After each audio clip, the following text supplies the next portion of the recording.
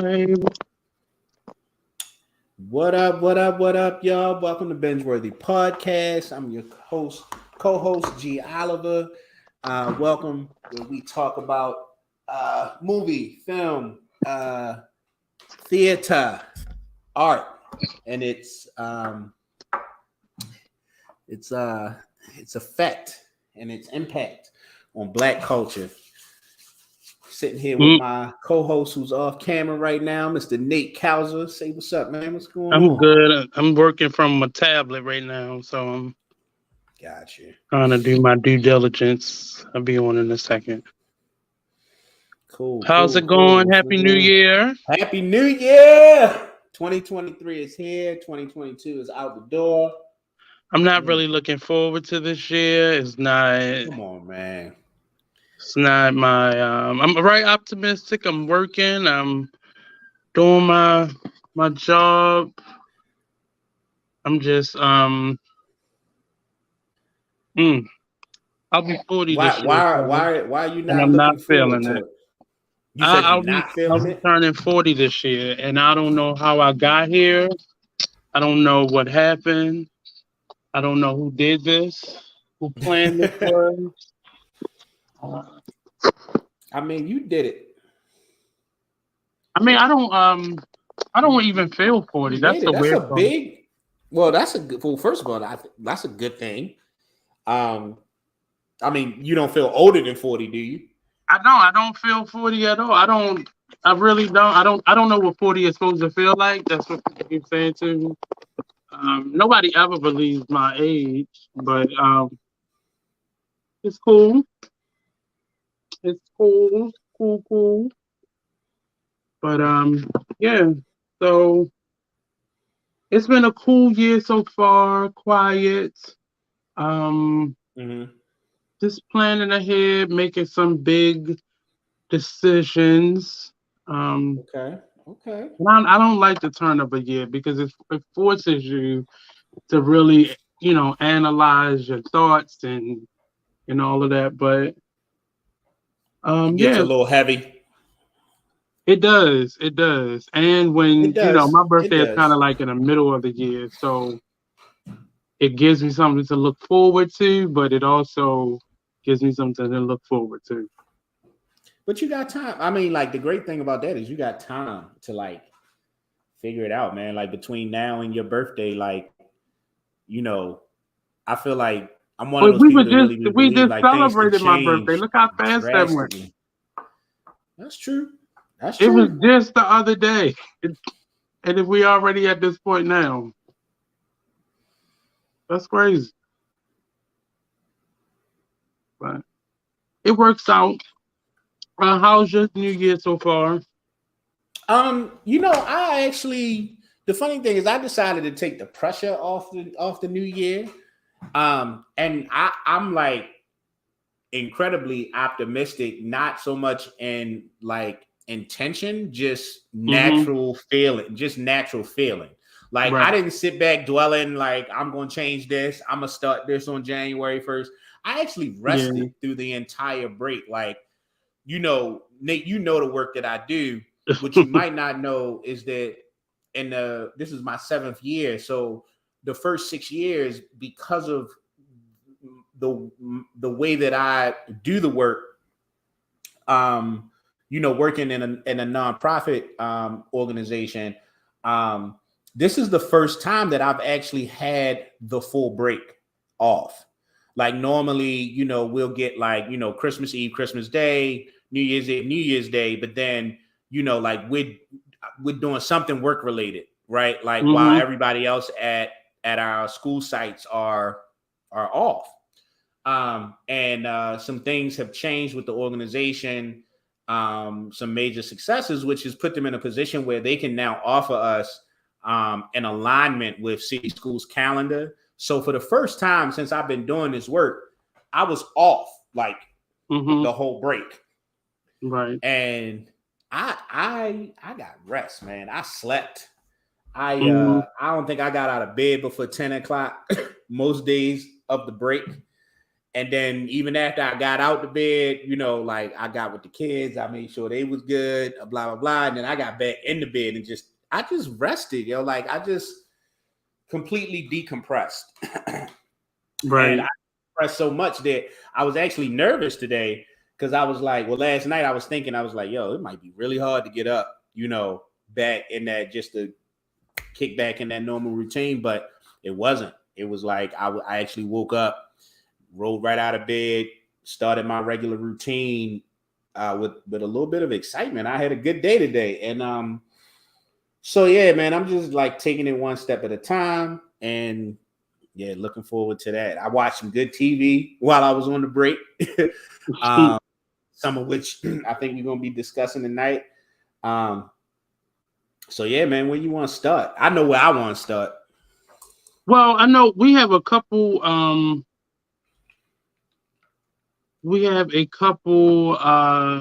things today on the list. The Nanny, Kindred, the Black Phone, and I Want to Dance with Someone. Somebody. I Want to Dance with Somebody. Yeah, because that's what I wanted to start with. Because I heard on the word on the street was you've seen it. I have not. Yeah, I got to see but it. I'm very interested in hearing your thoughts on it.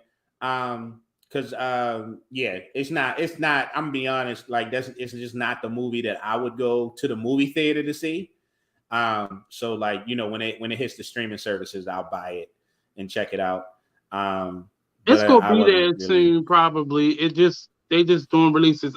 It was actually at the Charles Theater. Okay. And I'm really over it. I'm a fan of Whitney Houston, but I'm not a fan of capitalizing off of someone's story. And I can see if all of these stories were, you know, along the same lines and had a different kind of perspective. But these stories are strictly, each one of these films and books that have come out about Whitney Houston from various family members and ex-husband and alleged girlfriend, and Clive Davis, all this is strictly to make the person telling the story look better than Whitney Houston. It's been, I mean, Whitney Houston admitted herself that she had a drug problem, and some tumultuous relationships, and, you know, highs and lows and extreme highs. She just was named number 2 out of top 200 Billboard best singers in the world of all time. So she's still getting accolades. However, I feel like her family, mainly her sister-in-law, her ex-husband, her brother, Clive Davis, Bobby, all of these people are capitalizing off of who she is. No one thought to do any of these things while she was still alive. I felt like, you know, when someone has an addiction, I feel like everybody is quiet until they pass away. And now all the stories want to come out, and it wasn't me. Bobby Brown's movie was basically, it wasn't me, it was her.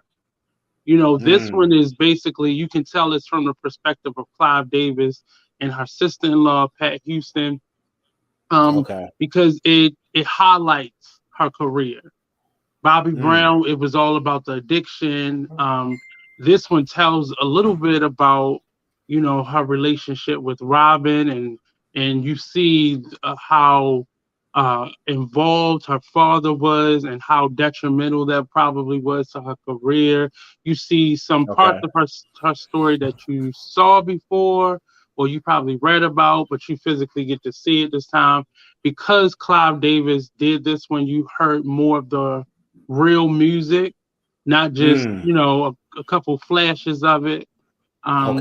Which really also made me mad, because where's this money gonna go to? You know, who pockets is the money going into? And because I'm a fan, I just wanted to see it. But I felt different of actually watching it. Because then again, I was just looking at, you know, who would want the worst parts of their life to be monetized after their death? Like, who would want that? And I know, you don't have any choice. You don't have no power. You're dead now. But these things we already read the headlines. We saw the blogs. We heard all the news clippings. Why do we So need was it like overly focused on that aspect of her life? I mean, obviously, It I feel touches like on it, but it also it touches touches on on it. it. It basically says what she slept around. She was very popular with the men folk and allegedly the women folk. Um, and it touches on addiction. But it mainly highlights her career. You can tell it just did a bunch of jumps throughout her career. Okay. And it just showed a lot of the people that were around her, and you can tell who was telling the story because the two people telling the story came out a little better than they probably were in her real life. So it just I just don't like. I don't like that. I don't like to sensationalize someone's death, especially if you didn't really push for them to get better. So they could have, because she could have still been here, had Okay. they lived the life. All the stuff that, if you go on YouTube, Bobby Brown has a sister and a nephew who is telling all of these salacious stories about what they think happened to Whitney Houston. And a lot of people really feel like she was murdered, her and her daughter, because how would they Okay. die the same exact way? And they think that it may have been drug related or a plot from um, a certain family member, um, along with the industry. Like, this was a sacrifice. She is definitely probably she made millions and probably millions of dollars and probably much more for people and herself. But they say she's probably was worth more dead than alive. And we see that she has perfumes coming out. They're about to do they're planning a virtual tour with her with a hologram. Um, you just see her more. You see her name more. You see her music. She got NFTs out. Like, just too much. And I just don't like capitalizing off of someone's pain, especially if they're not here to defend themselves or Right. tell their own story. She didn't have a movie. Why do we have 5 or 6 of them? Like, that's my energy. And I really didn't like watching it. I have to be completely Okay. honest. I didn't like So for watching it. you is a no go. Like as a film, Yeah. just not with it. Okay. Just not with it. Got you. So It's I haven't worse seen than it yet. So it's worse when the person isn't here anymore. But I see it was produced by Clive Davis. Mm-hmm. So This could have been I wasn't this I film grew could have up been what listening to Whitney he Houston. could have put her to work doing instead of pushing her out to do more shows. And she probably needed to do those shows at the end of her life because, financially she had taken a big break. But he could have given her this project to do. Let's do your film. Let's do a film of your life. Just so she had time to save her voice and get healthier and, out of the spotlight for a second. Right. A lot of people don't really get to do that. Some people do. But most people, the film typically will come after the death, especially like the full picture biography. I feel like you can probably always expect it to be salacious in most cases because I feel like that is what adds the drama that would make it worthy of a theatrical release. But there's a thin line when you're doing that. I'll agree with you, and I haven't seen the film, so I can't really discuss it from that angle. But I do realize that there's a thin line when you're doing that type of thing between art and just telling somebody's story and exploitation and exploiting, like the pain and the worst parts of the story that you want to dramatize because you know people are going to run out and see that kind of thing. Right. And where's that line drawn? And it sounds like that's what you got from the film, that it was more of this exploitation of, you know, and I get that. I could imagine sitting there and within the first 15 to 20 minutes, you realize like, oh, they just want to get us to the silly shit. Right. You know what I mean? Like that's what this movie is really about. They're going to skate through, you know, the Grammys. They're going to skate through all of the accolades and the awards and that the films and the movie, the films and the music that really move those things were touched on in this so they can get to this drug part, so they can get to this other part of the life of that life. Which like it's funny because I always felt like, and I think, you know, if I looked it up, it would probably find a common theme. But, you know, me and you in our series, we've talked a lot about us telling our own stories, which I think is incredibly important. But I actually think that the better films are probably, when it comes to biography, are probably the ones that are actually made by people that are far, far removed from the actual person, the actual kind of situation. Like, I think the less you got people in the pot who had deep relationships with the person or was a part of the story themselves, right? Because I'm pretty sure Clive Davis is in the film, right? But he also produced the film. and yeah, that's what I mean. Like, I'm pretty sure, you know, as a character, he's in the movie. But then he produces the movie, and that gives you a lot of power around how you tell the story, which can never be objective, especially if, you know, the nature of relationships is that they ebb and flow, they have ups and downs, and you can't really. I don't think there's a lot of people that can really be objective in that situation. So, so yeah, y'all. Have you seen Whitney Houston? I Want to Dance with Somebody. If you have, tell us what you thought in the comments. I can tell you that I wasn't very moved by the trailer. As someone who grew up in a house that was like, you know, Whitney was a mainstay in our house on the radio. You know, aunts loved her, mom loved her. You know, I remember the Super Bowl performance. One of my favorite movies growing up was The Bodyguard. Yeah, I was like, you know, like when, you know, I never get too excited. I have an issue with them doing this type of stuff like 5-6 years after a person passes away. Because that to me just rings of exploitation, you know, right off the bat. But then, you know, like, I don't know, the trailer left a lot to be desired. It was clearly coming out in what you got over there? It was clearly coming out in theaters, but it gave me the same type of, like, honestly, the trailer gave me the same type of like BET life story, you know, Hallmark Channel life story vibe that we normally get from those types of films, which aren't always bad. Like, they're not always bad. Some of them I thought were a little bit better done than others, but typically I don't have a whole lot of high expectations for those films. I watch them. Well, they're getting better, but they are getting better. They especially in the recent years. But that was very much the vibe that I got from the trailer.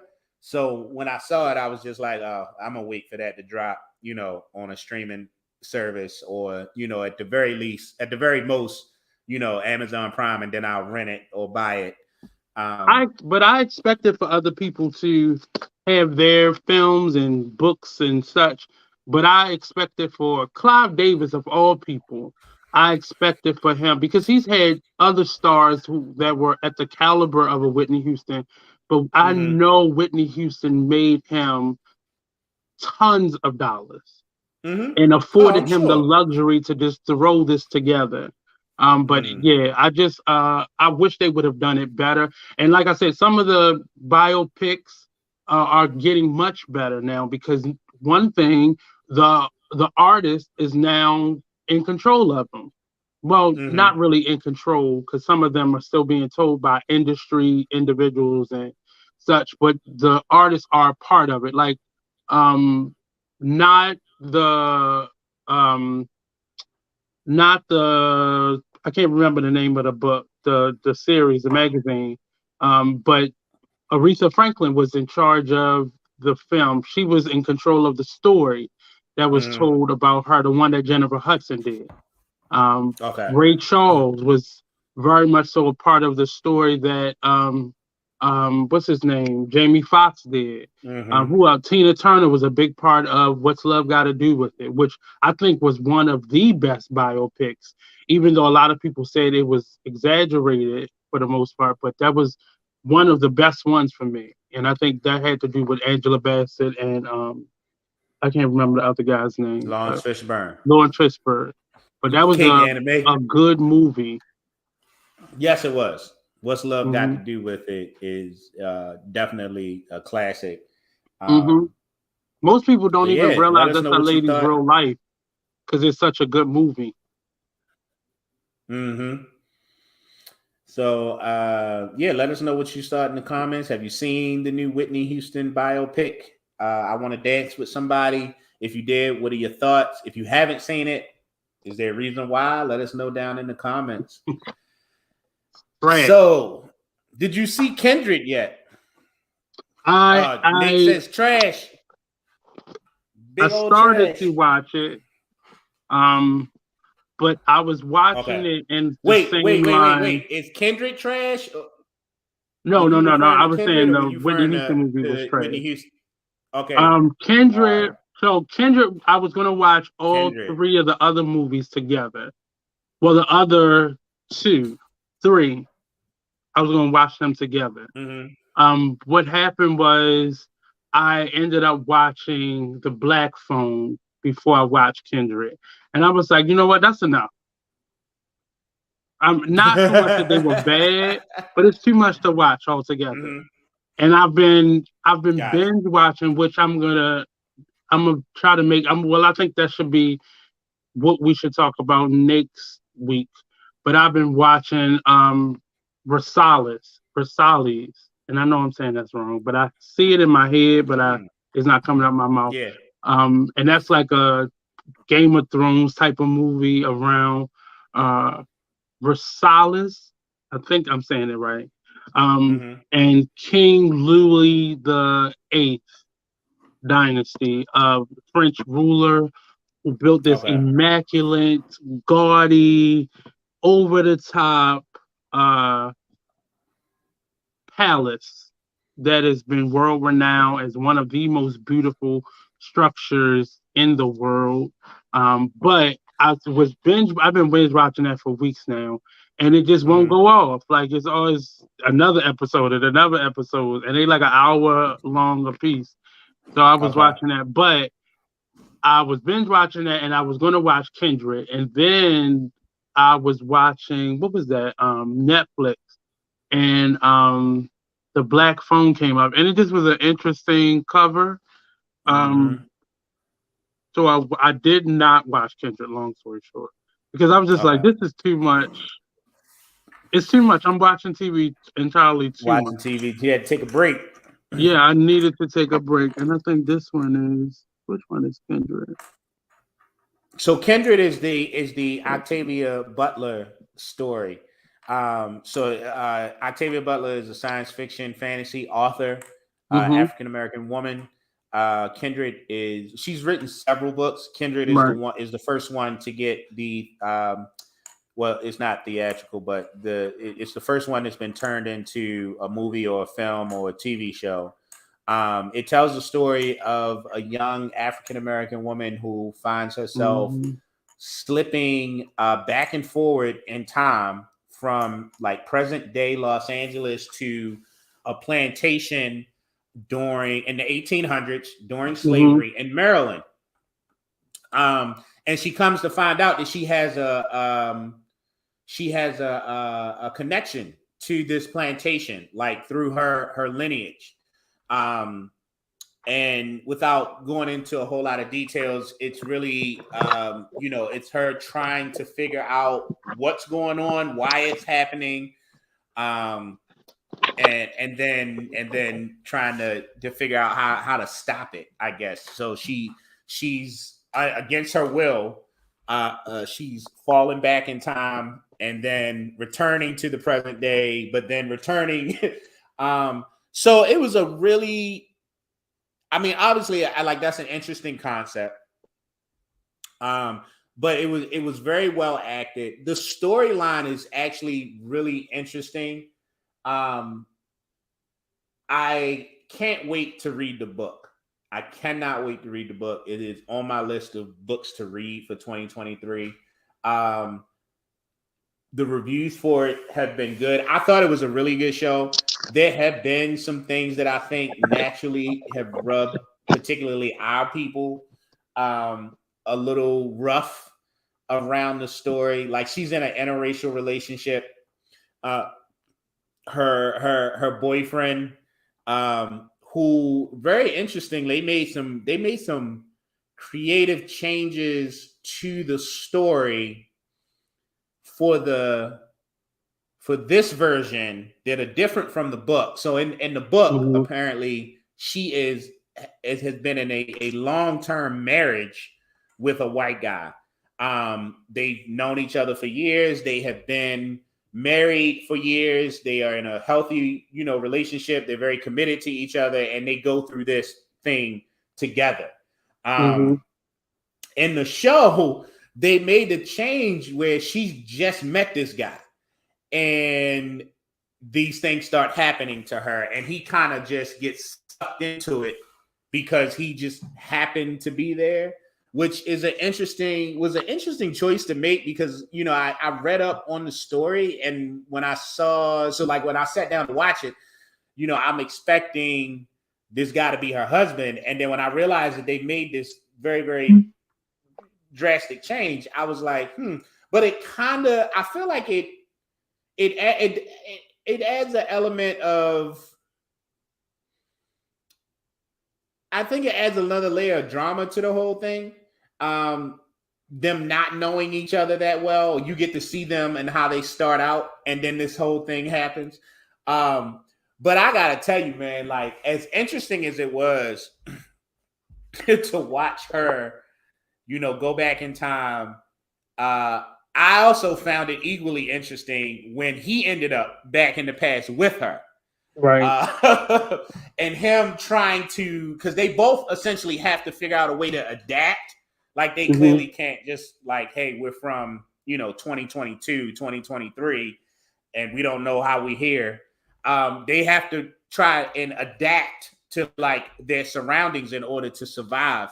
And it was just, if you can think about how that looks to be Black and end up back there, right, from 2022, I thought the way they handled this white guy ending up on a slave plantation and the dynamics around that, I found that equally interesting. And then there's a whole lot of other stuff that plays into it.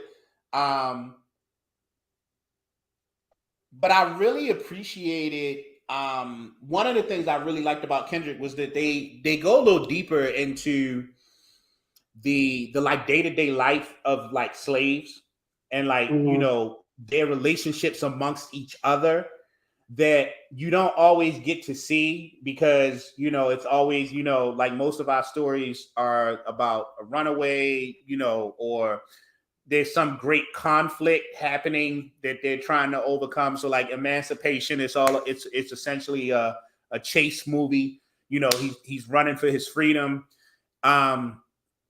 But this is just a woman that gets dropped into a plantation where all of those things are going on. Like, there are runaways, and there are the house Negroes, and there are the really defiant slaves, and then there's the really, really like compliant ones. And they all kind of intermingle, and you kind of get these moments where you get to just see them interact as a group amongst each other, like when the master isn't around or the white family isn't around. And those moments I actually enjoyed, mostly because I feel like it's something they got to focus on it a little bit more than you usually see in films and works like that. So I did enjoy that. But I would definitely like I recommend it. You know, like if I had to give it, I'd give it like 4 out of 5 stars. I thought it left on a pretty cool cliffhanger that could justify season 2. I don't, you know, like most of what I've read about it so far, review wise, most people seem to enjoy it. But then I know amongst the viewers, there's been a little bit of back and forth over the story. Some people have some issues with it, particularly around the boyfriend situation. So we'll see if it gets renewed or picked up for a second one. But I have never read an Octavia Butler book, and I'm probably at this point going to go out and buy a couple of them, just because, you know, I learned a lot about her and just kind of like preparation for talking about this particular show. And, you know, she has a whole collection of different stories that all kind of fall into that science fiction fantasy realm, which is right up my alley as far as what I like to read fiction wise. So I'm looking forward to it. But yeah, I would definitely, you know, we can come back to this once you've seen it. I'd love to hear what your thoughts on it are. I give it 4 out of 5 stars. Day, because I have to pick a clear day. One, my favorite Octavia Butler book is Parable of a Sower. So if you looking for your next, you know, book, definitely pick that one up. But one of the things that has happened over the course of this series, like we are in season 4 of us doing this now. So really like 2.5 years of doing this, almost 2.5 years of us doing this. And it really, one, we need to support, as Black people of color, we need to support our work no matter what. No matter what.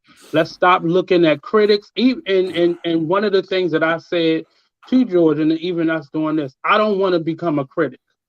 Right. You know, I want to explore the social, economical, all those different elements of a film and how we both relate to it. And then the people who comment, you know, how you all relate to it. So we're staying away from being critics of a film and more so just discussing the breakdown, the themes, and all those things. But one thing that has happened to me over the course of doing these review shows is more so just watching how people comment about them. You know, especially people who don't even watch them. They're just watching the trailers or the clips that they let out. You know, really understanding that some of these stories are based in fact and history and all those things in between. But at the end of the day, it is steeped and inspired by our true history. So if nothing else, it's different. It's just a different perspective of what those stories were, fact or fiction. But more so leaning on the historical side of who we were. A lot of this, I'm sure, a lot of the writers have done their history and research on more so research on the history of Black slaves. It's a very interesting perspective by Octavia Butler. Is one of those outside the box storytellers that's still steeped in our tradition and culture. The only other thing that I've ever seen like this was a play that I was in called Insurrection, where they used time travel to kind of tell the story. And I like Octavia Butler for that reason, because she's not afraid to go outside the lines of what storytelling is, especially when it's talking about a story like this. You know, we've seen every way a slave movie can be made, and I even hate that term because I just heard a white comic use the word slave film in reference to emancipation. So I hate even using that term anymore. But I like slave narrative. Still saying the same thing, but it just sounds better to me. But you know, even knowing who Octavia Butler is, reading her books, I know that this was a good story. Hopefully they stayed in line with her, because often, as we've said before, and film, television, movies, whatever, often the playwright is not the screenwriter, or playwright is not the actual novelist or book writer. So my hopes is that they stayed in line with the story of Kindred. But I'm gonna watch it, but I just need a clear mind, because I've been doubling up on things, and it leaves you open for really vivid dreams. And I dream in full color, and I just don't need that in my life right now. I Once we get into the other films, I'm gonna tell you, like, I watched The Black Book yesterday, and I So watched we can move into the Black Book if you're ready. The Black did you Phone. I'm see sorry, it? Black Phone. Yes, I saw The Black Black Phone. Phone. Like, and that's why I wanted to have like a robust discussion. We can start with Black Phone, because 2022 was like, it was kind of a comeback year for horror movies. Like, there were some really decent horror films that dropped this year. Like genuinely creepy. I'm sorry, last year. Genuinely creepy, great performances, attract, a lot of them are starting to attract, like, there's that trend, like, a lot of times you got a lot of unknown actors in horror film. And lately, like, Black Phone is a great example. Ethan Hawke, who is, a dynamite actor. This was Black Phone was really good. I just saw a Barbarian a few nights ago that really creeped me out. I thought, but it was like, just, you were on edge almost the whole film. And then there was one called X that was more in the slasher genre. But you think, like, okay, we've seen that, we don't need it. But this one had a twist and an angle on it that was just very interesting. And then the kills in it were very good. I was like, okay, this is good. And then the absolute one for me is Smile. And I don't know if you've seen Smile, but Smile is the creepiest thing I've seen in a long time. That had genuine, like, I jumped a couple times. Really great at just, they're becoming, like, I feel like we're in a place now, not a lot scares us anymore. Because we've kind of seen it all, like all of the grotesqueness on screen, all of the, gore on screen. We've seen it once, twice, 50 times over. But there's been something about of these films like Black Phone, which have been really, really great at, like, building up this kind of, like, anxiety and anticipation, just this feeling of dread watching the film, and it just it's really doing something. So, Black Phone, you want to give us a breakdown of the plot? So, before we get into the plot, one of the things that I said to George, was that earlier? I feel like a lot of these films are missing the suspense part. Like, it feels like a regular story being told. Typically for horror films, the story goes a little bit slower, and that kind of lends to building up the suspense. But a lot of these films are not really suspenseful; they just jarring. This film, now, the story is fiction, but it's actually based off of some real killings, some children serial killers. So the gentleman that you see in front of you is a serial killer. He's called the Grabber. He pulls up in this black van. He disguises himself. as this magician. So he has a mask on, and it's not like a scary, like this mask isn't necessarily scary, but it to a normal person, you'd be like, oh, this nigga crazy. Let me cross the street.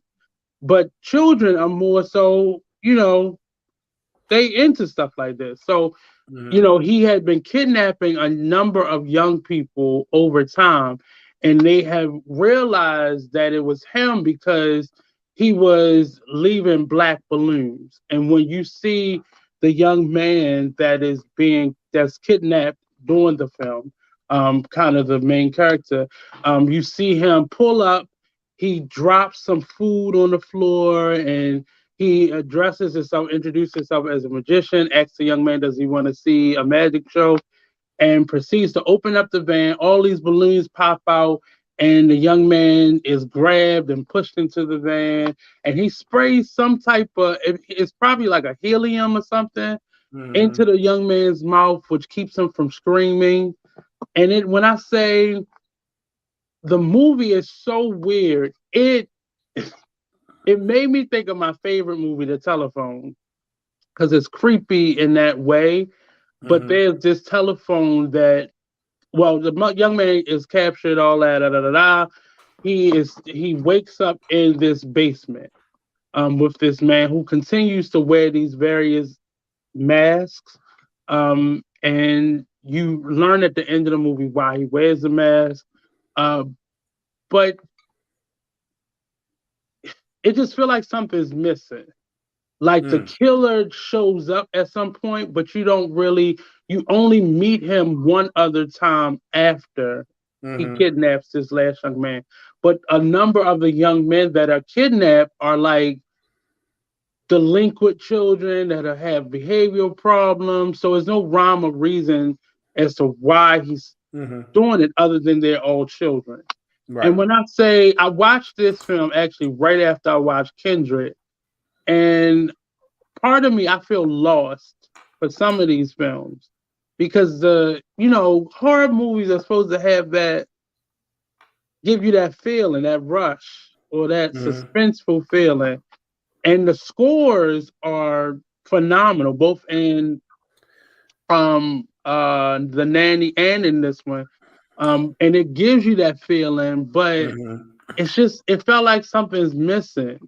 Either they're trying to condense the movie, and it just feel like there should have been other scenes that kind of led up to the kidnapping and all that.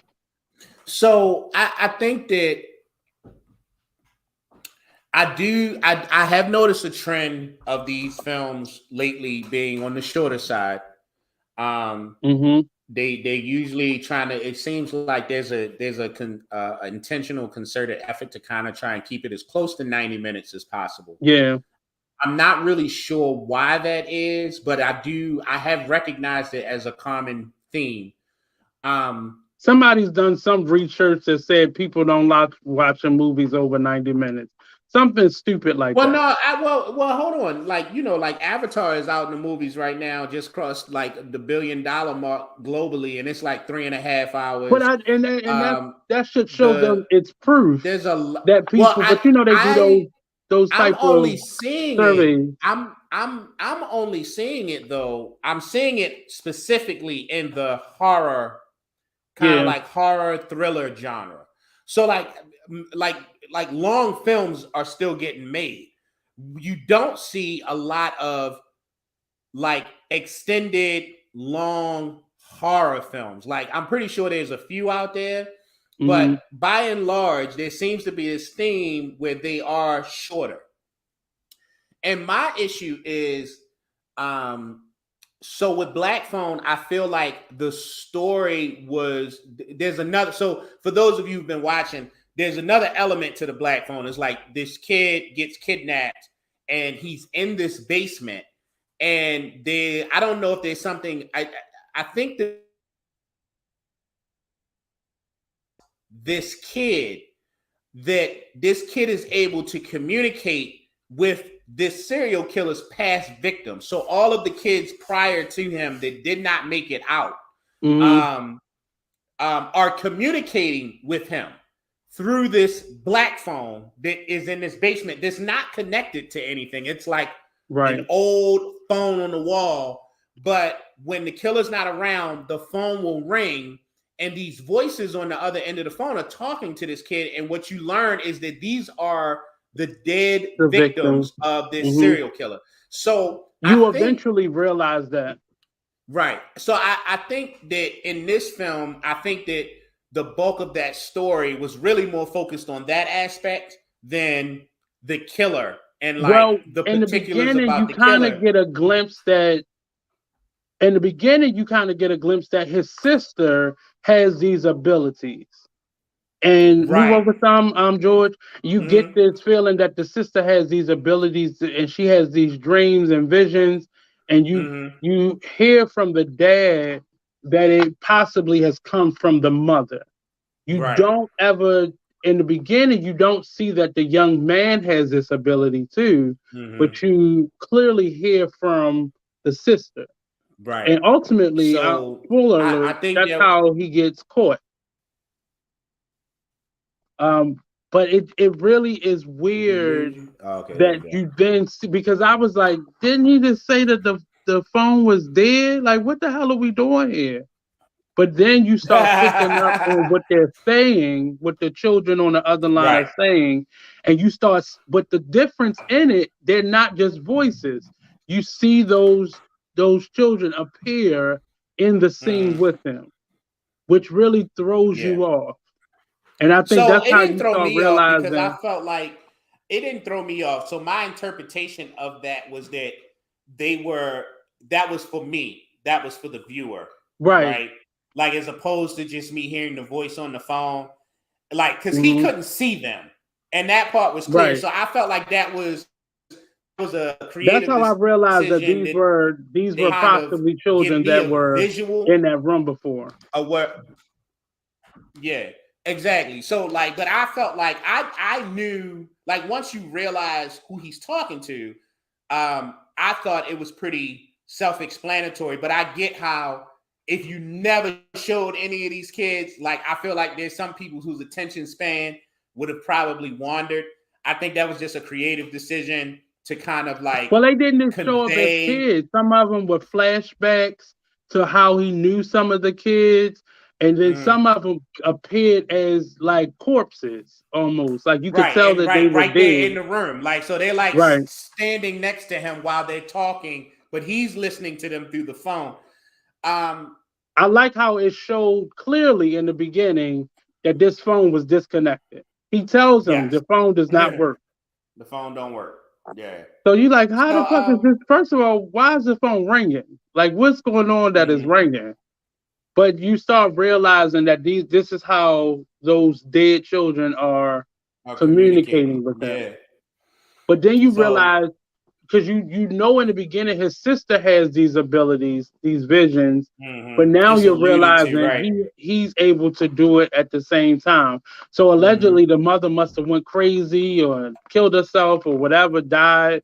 You don't know what happened to the mother, but the sister keeps having these visions. And it was just weird to me that the police started using her as like the psychic. That was because she knew stuff that was happening that nobody else knew. Like, she knew that there was a black balloon, but she was having visions of this house, or we'll say the house, in her visions. And I like the concept of it, but it felt to me that something was missing. Like, for me, if you're going to tell a story like this, give me the whole story. Like, you know, I like the fact that they hid his ability to be able to communicate with the dead until he was in it.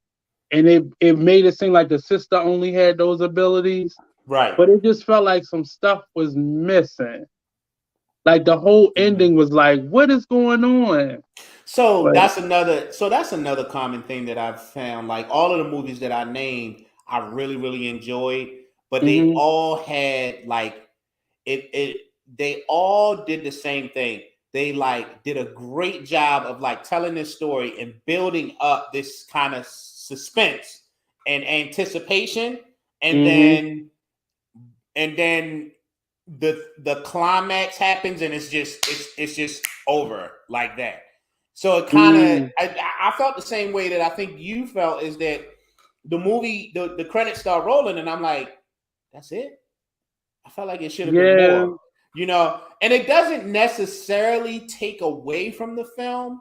I think that as these, like, the theme and the takeaway for me was that in 2022, there's some writers that have gotten really, really good at like figuring out how to really engage and captivate an audience in that genre again through acts 1 and 2.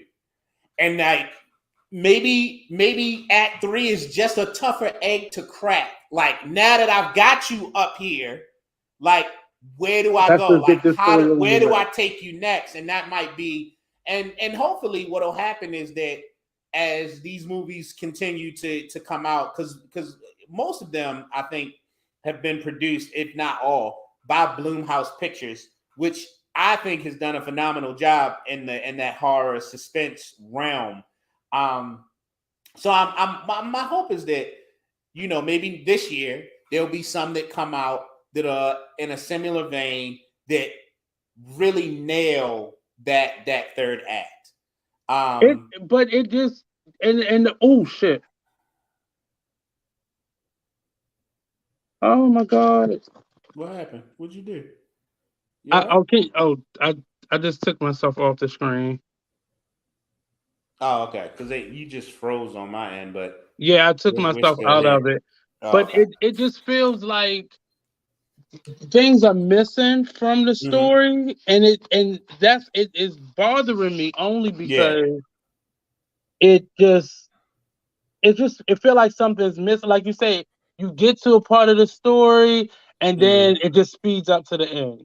Yeah, I think that that's a result of like this theme of like trying to keep it at what I'm sure some research has shown to be like a palpable time frame, where maybe there's probably somewhere on some hard drive somewhere exists like a 2 or 3 hour cut of this film, and someone said it's too long. Like, we got to get this down to like as close to 90 minutes as possible.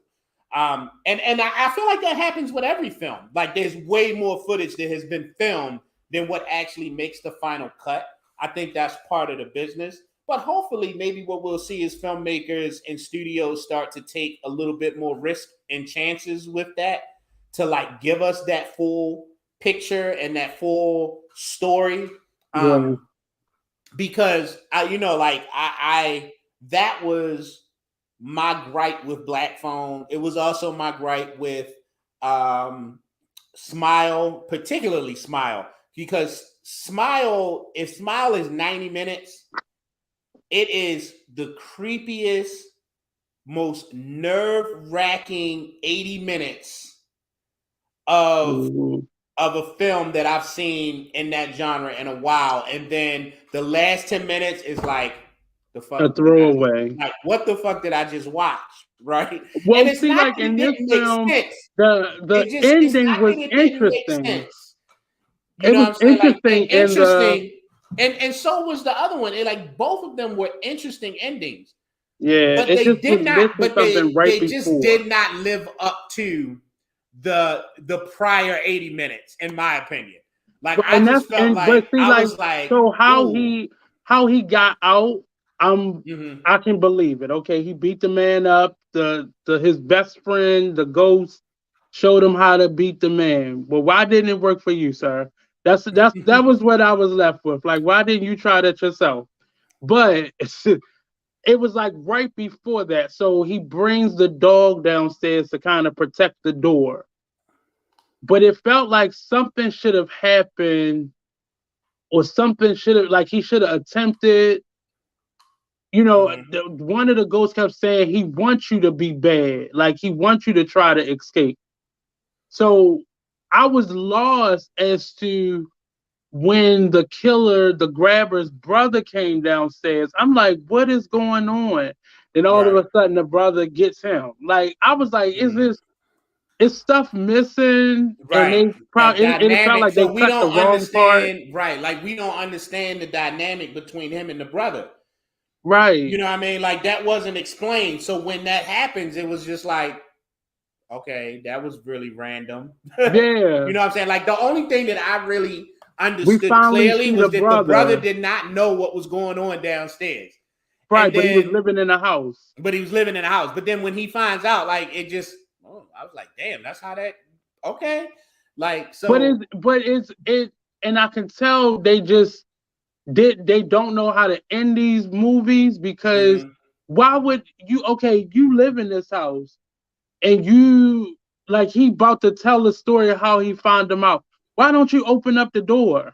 Why don't you go in? Like, why are Ooh, you a just ghost? standing there?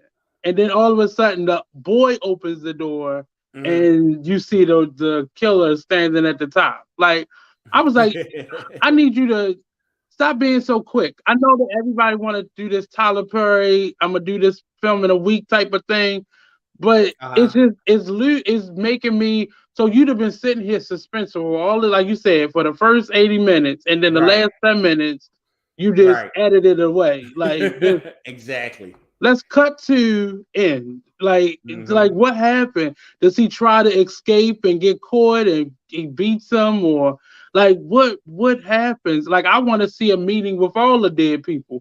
Why only can one call you at a time? Like, I want Mm-hmm. all of them to come and be like, it should have been a lot more that happened that kind of built itself up to, not just the sister having this vision.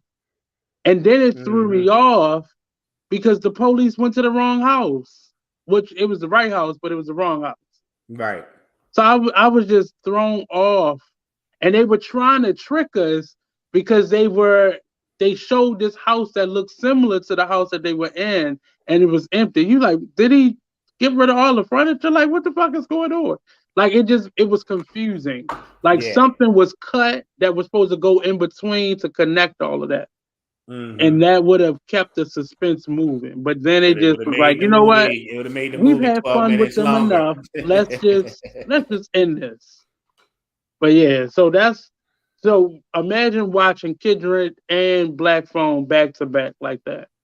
Like, Mm-hmm. it was just the music score So, how much keeps of Kindred you, did you watch?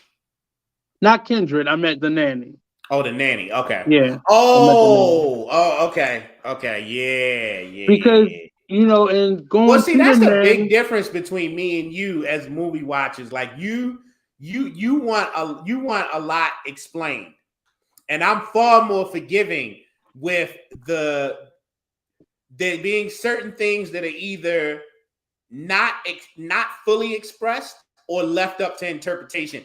And Nanny, I think, is a prime example of that because I can't wait to Well, hear you like how supposed you to, felt like, about Nanny. if you're gonna have that much suspense going throughout the whole thing, building the Mm-hmm. story, I want to pee on myself right before it ends. Oh, right, Like, I yeah. want No, to be like, oh now my god, that I agree with you with. Like, but here's my thing. Like, like, what's I the think big reveal? What's the we big might be talking reveal about moment? two different things because, like, you're talking about parts of the story that if would have probably made a little bit more sense or offered a deeper revelation if they had been expressed, like Yeah. if they had been like explicitly expressed.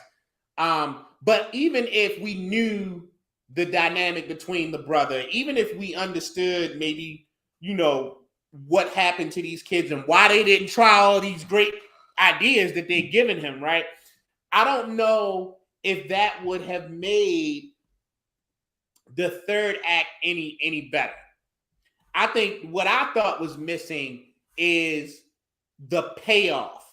And I'm not sure if it But do was, you I'm not realize, sure if it so? sits in But something they that, had that more.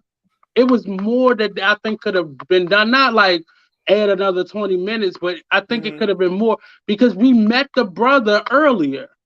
You remember mm-hmm. the police No, came to the house? I do remember that. Yeah. So we were in the house before we got to the house. And it Mm-hmm. just it took us back for him to be kidnapped, and that's when we see the house. So it just was weird. Well, actually the boy was downstairs at that moment. Mm-hmm. Right. So it was just weird to me like they would flash back to that moment, and then we don't realize that that's the person that gets killed at the end. Like we just don't see it, and I'm it was. I'm just weirded out by how all these things, like he tried to get out of the wall, but the refrigerator was locked, so he couldn't get out. I was so like, so the refrigerator had a hole in the back of it. But that's always that's on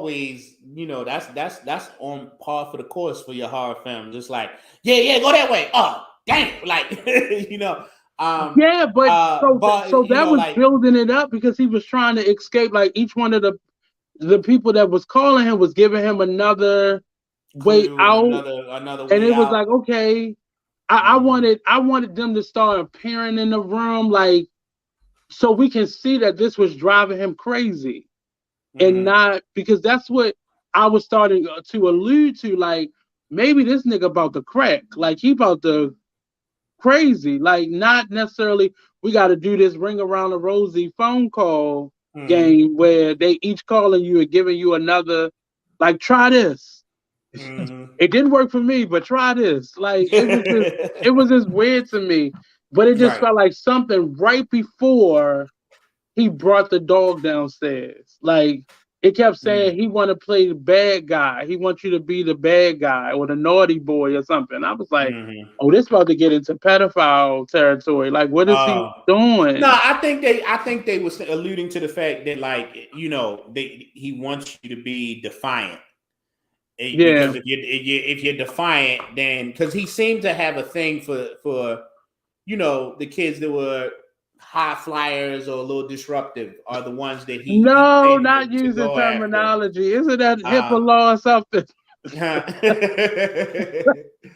HIPAA law. We can't use that terminology. Man, like overall, I still thought it was a really good film with some flaws. It wasn't a perfect film, but I enjoyed it, and I would recommend it to anybody who hasn't seen it, especially if you're a fan of like the horror genre. Black Phone, and then the honorable mentions. Barbarian was really freaky.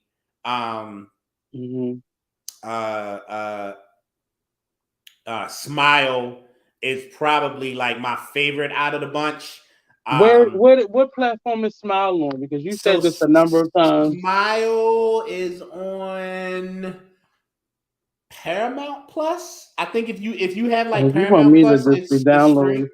But no, it's like on the streaming networks now. Like, I mean, like, like rent it from like Amazon or okay, YouTube. I can go to Amazon. I'm sure you could probably just rent it, for like $3. But somebody must need to send us all access pads. Just send us 2 of them, and just send it to us because I'm getting tired of this shit. This shit is.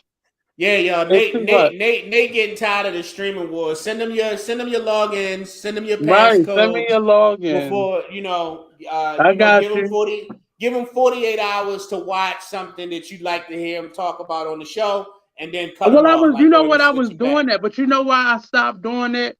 I stopped sharing with people because they wasn't sharing back. Like they had stopped paying their bill, and you still paying yours. Right. So my Netflix and Hulu and BT Plus was still being paid for. Yeah. But you stopped paying for your Amazon and all that. And I was like, no, we're not fair exchange. So I would change the passwords because you're not paying your bill. I can give you the password again when you pay your bill.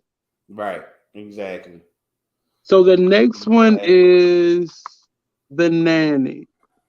Nanny. I love this film.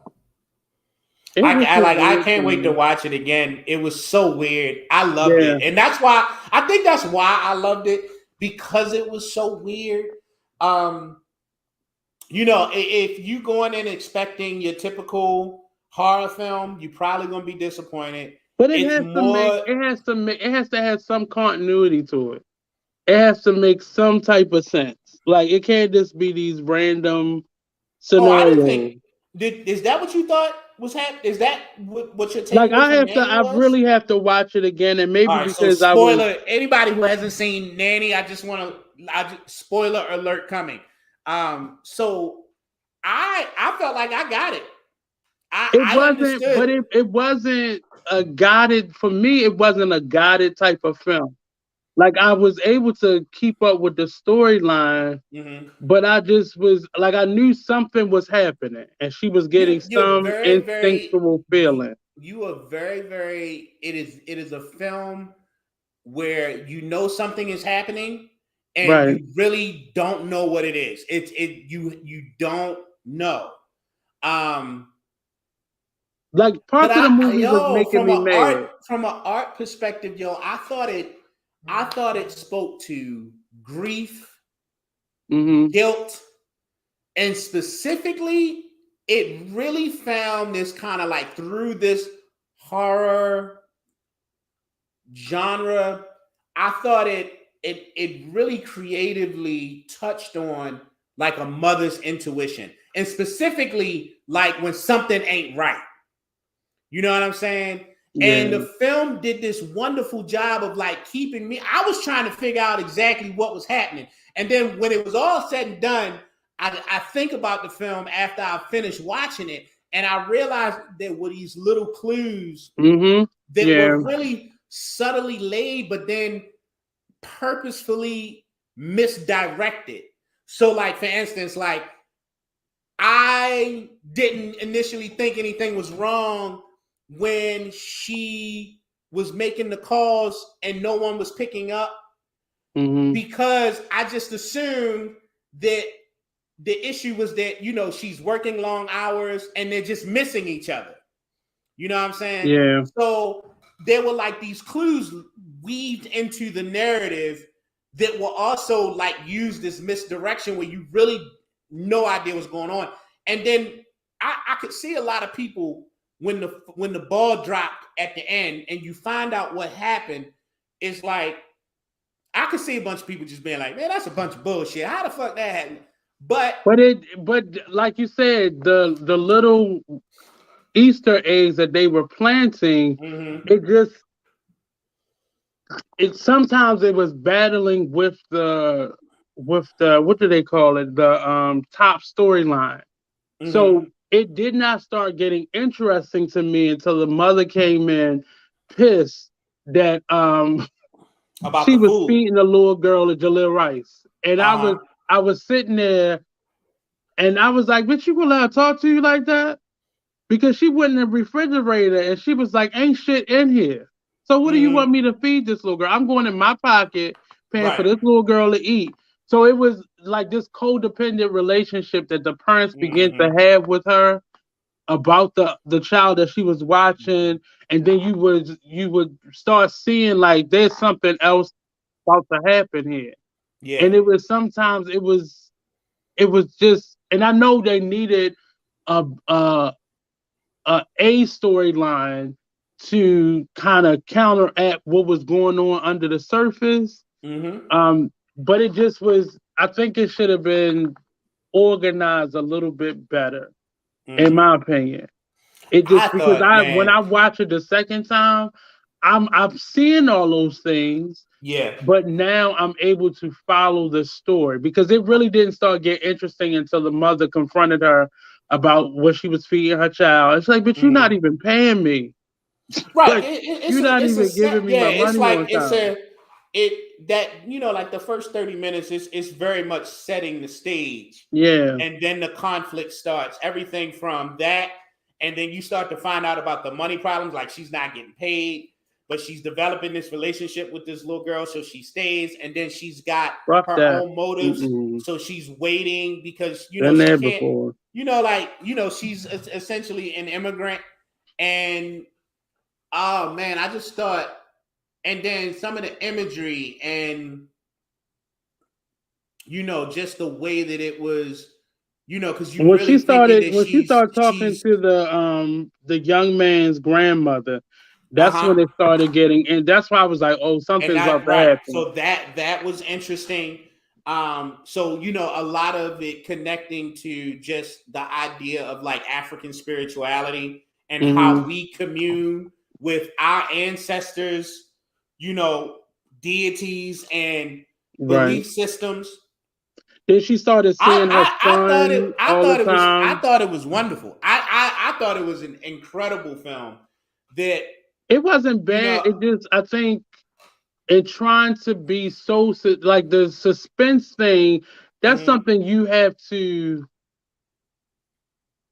I can sometimes realize if a director or writer actually participates in the genre that they're writing in or directing in. I can often tell, like I can tell when a stage director does not read or doesn't have a good sense of the past. Okay. I can tell because their choices are too all over the place, and they're just going by feeling and no research. Like direction without research is chaos. Okay. And it is all over the place. It's too busy. And I felt like this was borderlining on, if it was, I could tell they had a concept, but this was one of those things where it's hard to have an A storyline and a B storyline going on kind of congruently, and then you're still dropping clues as to what the end was going to be. Because ain't nowhere in the world you gonna tell me my son drowned and I just fall out. Because I'm gonna beat your ass. Like that's, and maybe that's just my hood. But it just did not. Yeah, I think that's a cultural reactions thing, were off to me. I think that's a cultural thing. Yeah. I thought that whole scene was interesting because, like nothing about the character made me feel like violence would have been her initial response to that. But something ultimately she just went into like tears, and I was like, "What is?" Okay. Well, could you imagine? And that's what I thought was so beautiful about the film, because she's going through these things in the movie, right? And what you realize is that what she's going through is literally just a manifestation of that mother's intuition. Like she knows that something is wrong, but you can't possibly prove it, right? Like you don't know for sure. But there's this feeling in your gut. And so I feel like all of those things that we were just sitting there at the time watching it for the first time, like, what the fuck is this? At the end, it all kind of came together for me. It was like she's dealing with the guilt of having to have left her son, right? Like in her home country, while she goes and tries to make a way to get him and the father or the caretaker, because I feel like that was a family member, like, to America. So like that's why she's taking this job. That's why she's putting up with this shit. And that's pretty well understood. Like she's trying to get the money to get her son back, who she already is in a very, very delicate place because she left him in the first place. Like she had to make that decision to leave, right? And then knowing, like having these feelings of dread. And I felt like everything that was horrific in the movie was really just the manifestation or the movie's way of creatively kind of conveying this feeling of ultimate dread and guilt converging on each other. I just wanted to be a little bit more smoother. Just smooth it out. It just, I don't know, these films just feel like they miss, like, and I know it's in the edit. Sometimes the edit can really make or break a film. And the other thing that I'm saying, I don't know what they're doing with lighting now, but these dark movies, like everything is dark. Listen, some cinematographers, like, listen, I had a conversation about this because somebody brought it up about Black Panther, Wakanda Forever. And yo, I think that's just there's so many more of us in the game now, right?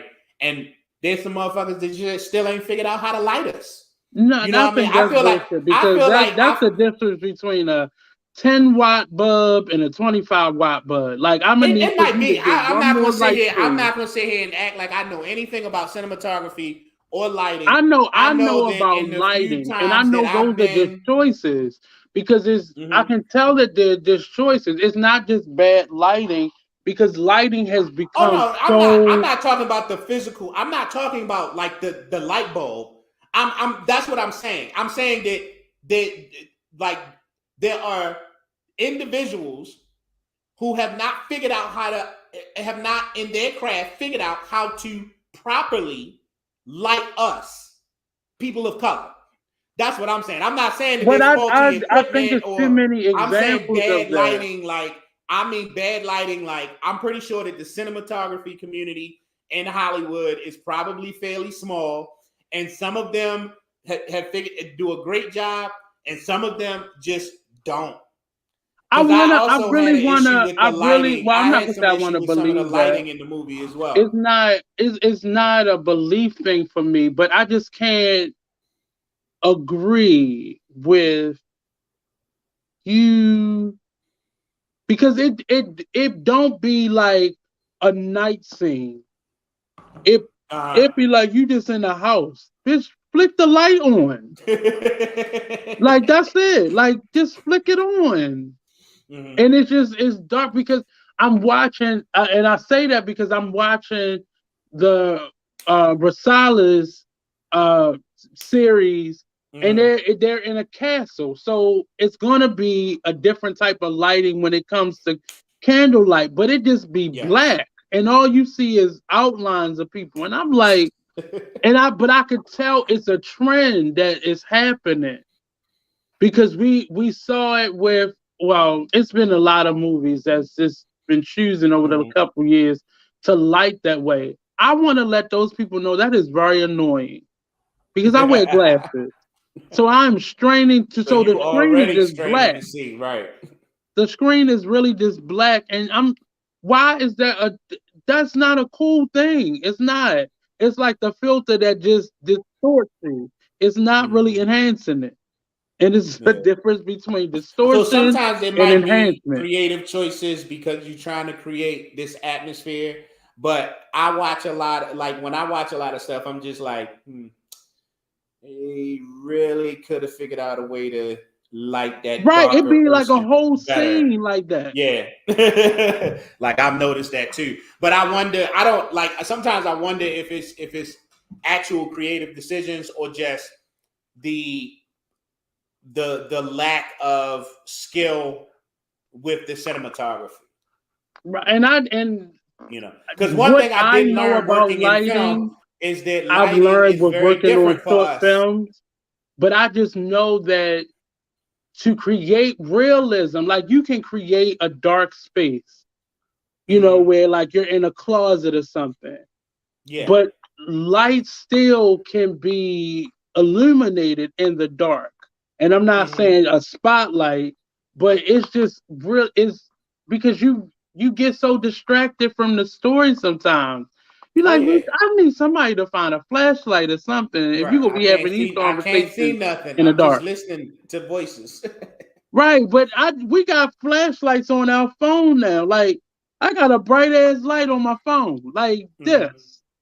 Come on now, just a little light, just a little. So look at that light. I'm gonna just put this here. So I'm gonna just light my scene up. So but they probably say, nigga, your camera is dark as shit. So I would just think that when it comes to like the technical aspect of it, that it's probably a little bit deeper than just turning on a light, right? Like ever since we started season 4, I have my cell phone light illuminating me. As opposed to having the light, I dim the lights in here, and then I have this light on me. And every show we had, my girlfriend is like, my fiance is like, yo, I got to get you one of them ring lights. One of the ring lights.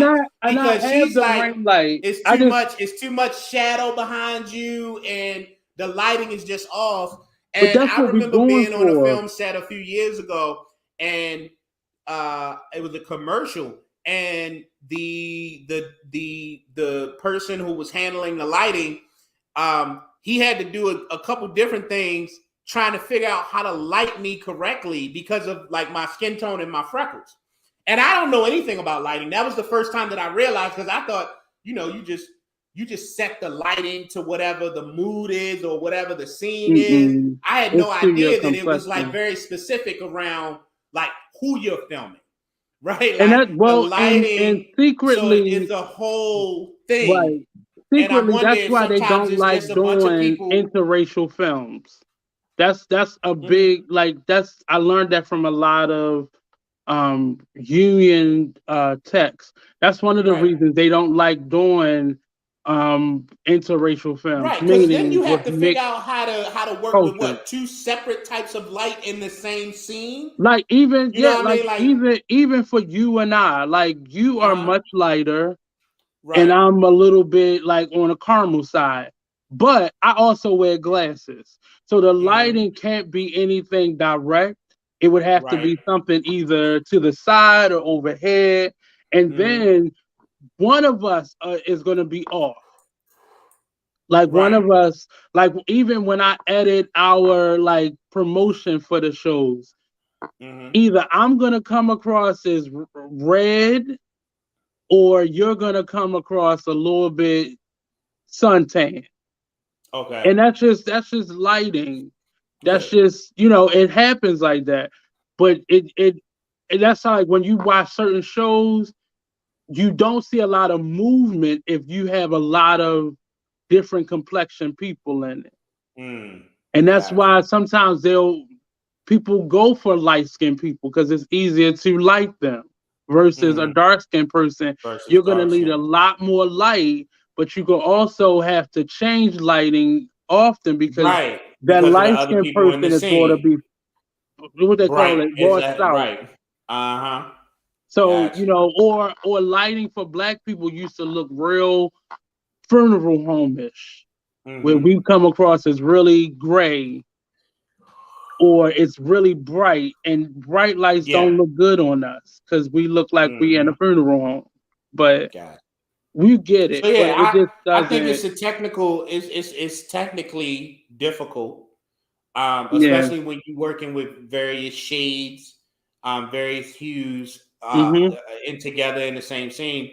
So when I see it, a lot of times I feel like there's just a lack of talent when it comes to that specific type of lighting, because clearly it's very intricate. Even on stage, it's just a very difficult thing to achieve. It's a difficult thing to achieve. So my thinking is there's probably a very, if you're talking about a community of people that's probably already fairly small, like the Uber professionals, and then within, so you have this small pool, and then within that pool, you have an even smaller number of people that are technically proficient enough and experienced enough to like properly light this, so that people like Nate who wear glasses and have trouble seeing isn't squinting through his glasses trying to make out this dark complexion. Because there's a big ass light in my face. Right, exactly. Yeah, and that's and I think a lot of us learned that during this pandemic. How to turn down. Like for me, I had to often turn down the brightness of my screen or my computer screen so that glare isn't like you learn those things. But I just want that trend to end, and that's why you see a lot more times you see daylight scenes or you see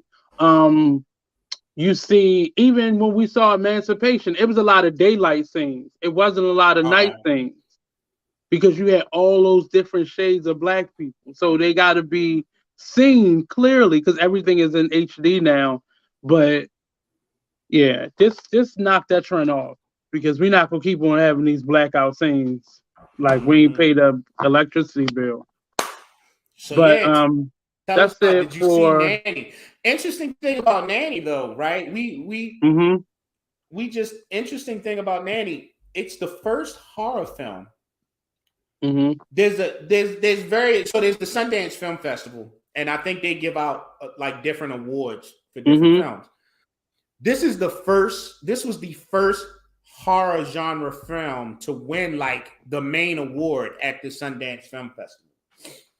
So I was a little disappointed by that because that made me think it was going to be a lot more scary than it actually was. But interestingly, I think that the way it handled those themes may have been what appealed to like the people who would vote on stuff like that. Yeah, and they. Because I thought I loved it. I can't wait I'm actually gonna watch it a second time now that I've seen it and I've had some But time to process it. But I told you, I love movies that when it's over, I gotta can't sit remember and if it's think about it a little Sundance. bit. I don't remember if it's Sundance or Cannes Film Festival, but I want to say Sundance because I Maybe think it was the Spike Lee Cannes is in Film charge Festival. of one of those now. I Oh don't yeah, I know. I remember think that. it's You're right. Sundance. He is. So those So genres, so more of these types of movies will be seen. I want to say it's Sundance, but it might be if Sundance. that's someone you're gonna see more of these types of films get more awards because he's gonna Mm-hmm. start pushing that more of these films be seen and heard and Mm-hmm. be recognized versus just skirting over it because they Right. normally just let one black one through at a time, Yeah, like we know. Precious and Mm-hmm. one at a time. But I thought it was a pretty cool movie. I'm gonna watch it again when I just um I'll probably wait till we get another snow day so I can just watch the That really stream. digest. We're not getting no more snow days, Nate. Y'all, I live in Baltimore. It is snowed in April, so No. I mean, the district came out and said that any other inclement weather days is going to just transition to virtual. There won't be any more snow days, like where we're actually like that's not in my completely like, contract. oh yeah, that's not in my contract. Yeah, I'll probably take those days off. Yeah, not in my contract. So yeah, tell us what you thought of Nanny. Hit us up in the comments. Join us next Tuesday at 10. Let us know then if you haven't seen it. Check it out. Come back. Let us know. We'll make time to kind of discuss if you have a comment, question, or just want to leave your thoughts about it. Best Man final chapter. So, did you see it? I couldn't get through. Every time I tried to watch it, I would get distracted or because I tried to watch it during the over the weekend. So Sunday I didn't go anywhere. I tried to watch it Sunday and I just couldn't watch it through. It just because I kept saying, didn't I see this already? And it was another movie. What? Some of the actors, I know some of the actors didn't come back. No, everybody's there. The only one who didn't come back, and she did come back, actually. I mean, she's dead. Mia. Everybody else died? Like, for real? No, the character passed away in The Best Man Holiday. Oh, I didn't see Best Man Holiday. That's why. Oh, so we might need to table this. I feel like you need to watch Best Man Holiday and then this. Because if you don't see Best Man Holiday, then you're gonna be kind of out of the loop. It's gonna be hard to catch in. You know what? Because I got in the beginning. In the beginning, I had my feel of those, and I actually Neil Long made a statement at one of the press conferences for this. Stop calling these films black films because it cheapens the quality of them. It puts it into the other category, and it doesn't get them recognized. So we have to stop referring to them as black films. And typically, a black film is depicted not just simply by having an all-black cast, but if the director is black. But we don't do that to white films because anybody can direct a white film, and it's not considered a white film. It's just considered a film. And we really have to stop doing that with our film. No matter what the quality is or how much we like it or not, we have to stop referring to them as black films. Because this is one of the reasons why I did not rush to watch them, because typically those black films have a stigma on them that they're going to be a little ghetto, a little hood. I did enjoy the original Best Man. But that was when it was in that genre of movies, like the early 2000s and late 90s. Like it was just a string of those Best Man. What was it? Something Love, Basketball Love. Yeah, Brown Sugar, Love and Basketball, Love yeah, so Jones. it was a genre of them. But you kept feeling like one, like the characters kept overlapping, so it would be confusing. But I think Best Man was one of the best attempts to show Hollywood and just the audiences in general that we can have an all black cast and it be a quality film. When Best Man Holiday, what was it, Best Man Christmas or Holiday? No, it was called Best Man Holiday. Best Man Holiday. I just didn't. I thought it was just gonna be another holiday film, and I don't really like holiday films. Best I like Man Holiday films that just so happen to be was arguably as good as the original. I think that people, huh? I said I don't dispute it. I just didn't. Yeah, you should definitely check it out because it wasn't and just to keep in mind, this wasn't like a cash grab. There was a significant length of time between the Best Man and Best Man Holiday, just as there was a significant piece of time between Best Man Holiday and the final chapters. I like the growth it was of it. Sequel, right? It was a sequel that absolutely lived up to its predecessor.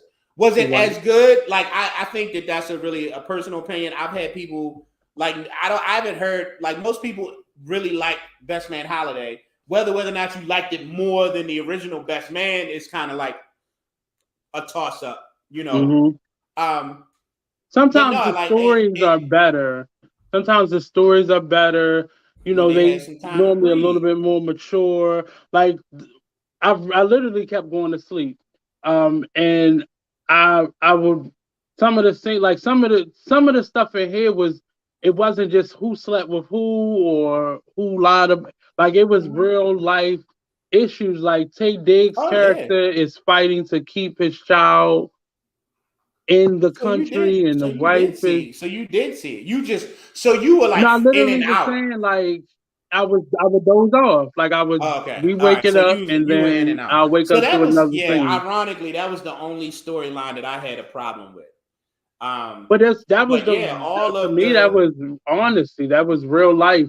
I didn't like it, but it just, you know, the reason I hate when, not hate, but a lot of films like this kind of take its cue from reality and where we are with reality, and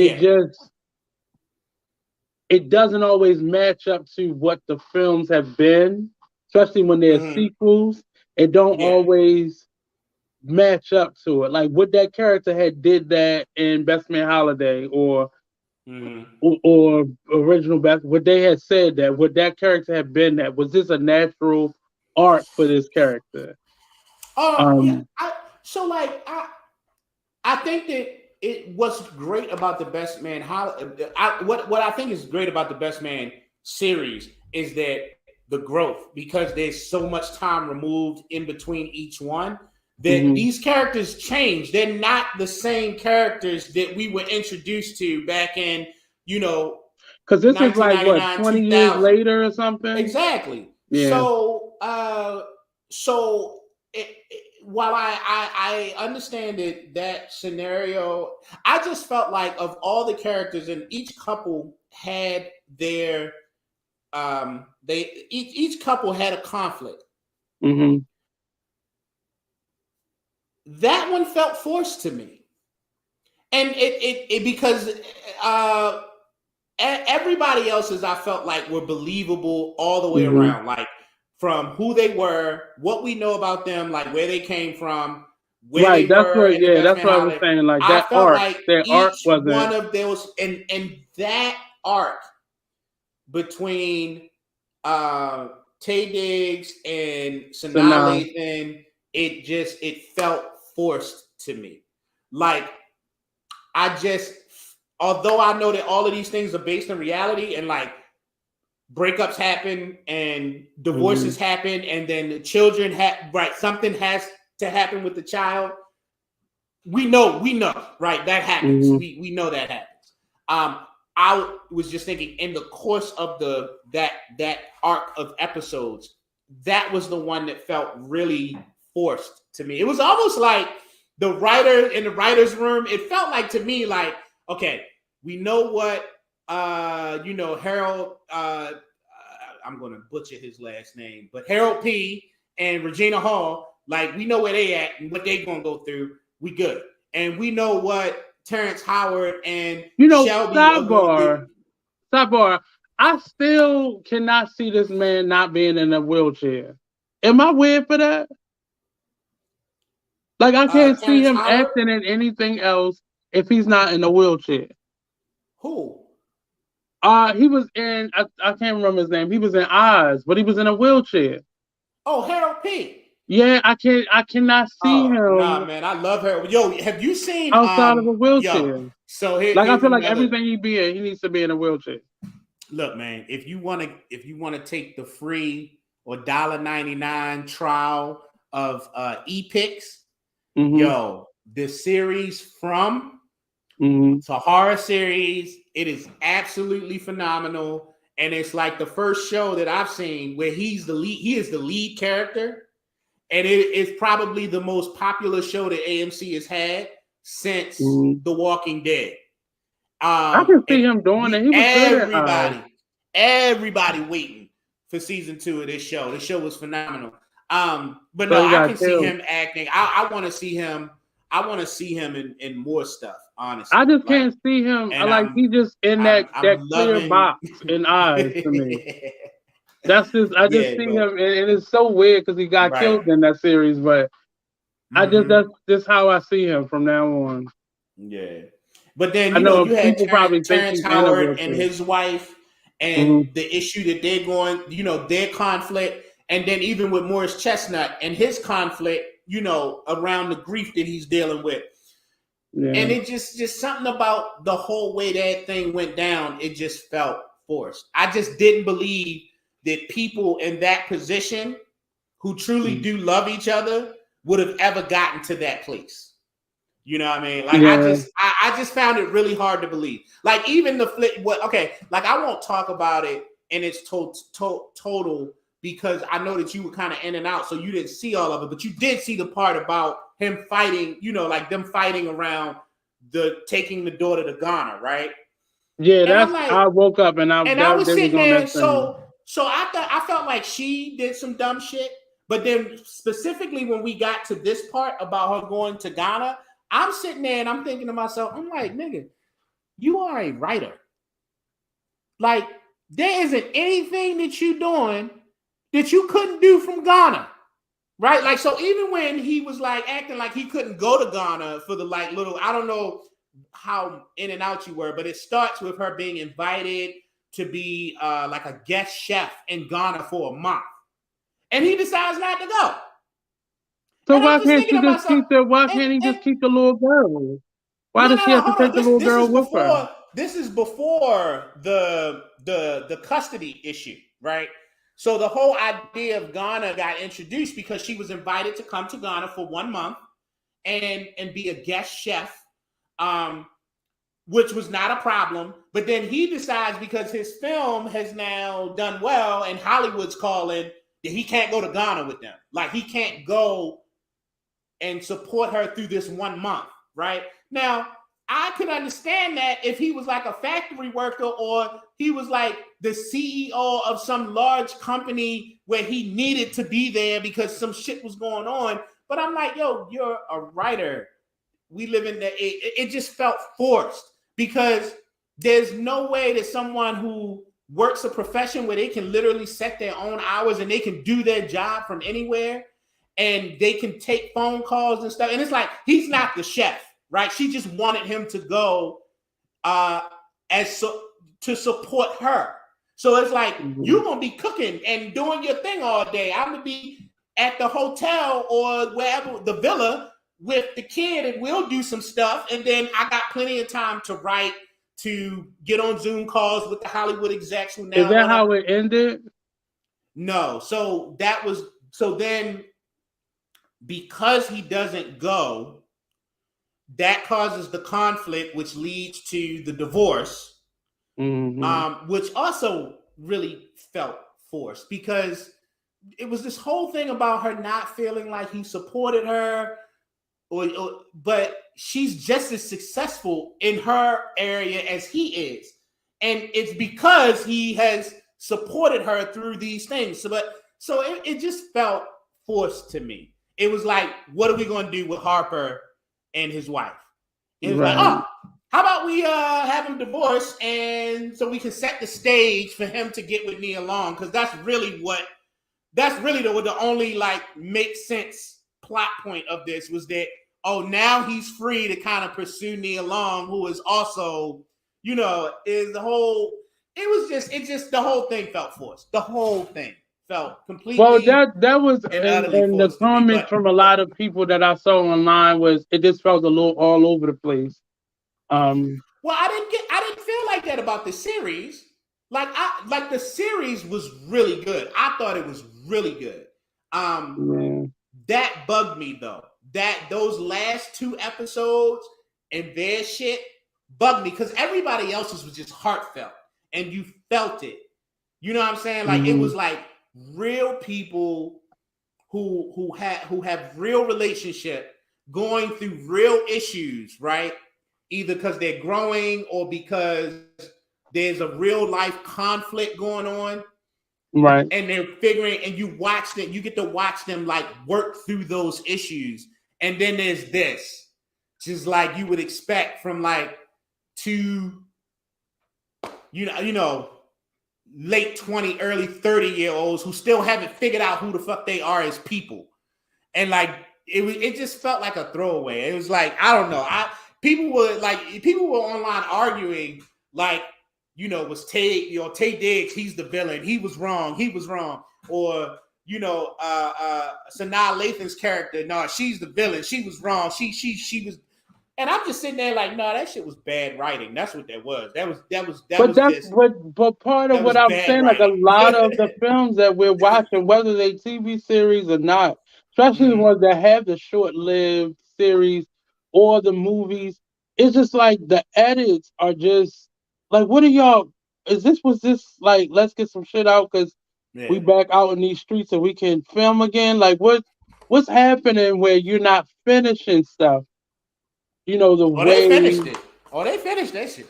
Yeah, it's finished, but like it feels like right before the end, like whatever that part is right before the end is normally like, we don't know what to do here, so let's just put this shit together, bam. Yeah, and I mean, like, and I'm saying, listen, it didn't. It's not enough. It wasn't enough of a bother for me to be like, oh no, this wasn't good. No, this series was good. I really, really hope they do a season 2 of it. I would love this. I love these characters. I want to see more from all of them. It was just that one thing was just, it nagged the shit out of me, yo. It did. Yeah. It really nagged me. Well, and I get it, but just overall, I want more thought to be put into all the parts, not just the juicy parts. Let's get them together, or let's separate them, or like I just feel like, and I've been watching a lot of stuff, and I just feel it happening a lot, and not just in Black stuff, but just overall, I just feel like we're just rushing to get content out there, and sometimes you overlook something so obvious that is just a blaring. Such is life. I'm willing to forgive it. Such is life. 4 out of 5 ain't bad. 4 out of 5 ain't bad. There was 3 couples and two singles in that whole group. So that's 5 storylines, 5 stories you're telling, and 4 out of them, no problems. That 5th one, it was like, just a little bit closer. You gotta be closer than that. Gotta be quicker than that. And but I really want them to just get things back in order so they're not rushing everything. I'm trying to. So I wanted to bring something up real quick. So as we kind of close out. Yep. And I'm not going to show the original clip, but I'm just going to show the apology. So apparently there is this trend going around for celebrities the deaf the deaf I'm challenge. laughing because I So know where we're going with this. you're supposed to like make it seem like somebody has died. Yeah. Well, Angela Bassett and I hate to keep saying Angela Bassett because he does have a mother and father. But I cannot Courtney think of his Vance. name. Courtney B. Vance, right. Courtney Vance, yeah. They have twins. And the son tried this challenge. I'm not gonna post it because Oh, he I didn't hate when try it. He people did put it. death on people. He didn't try it. He did it. He did the challenge. Got the reaction out of her too. Right. Yeah, But it was he such did the a you challenge. can tell and I in my mind I was like, oh my gosh, she went right to whatchamacallit passing. Mm-hmm. And she like you could tell she took it to heart. Yeah. And Yeah. Like, let me they ask you, have you seen the other videos from that trend? but that was the first thing that I saw. That was the The first first time thing you'd I seen it? saw was the video that I'm about to show. Oh, okay, So go it's ahead. like So less you than a didn't know minute. about the trend. The Michael B for taking part in such a harmful trend. I apologize to my sincerely like to apologize. I would sincerely like to apologize for the Michael B for taking part in such a harmful trend. I apologize to Michael B. Jordan's entire family, his extended family, and him directly, as he is an idol of mine, and taking part in a trend like this is completely disrespectful.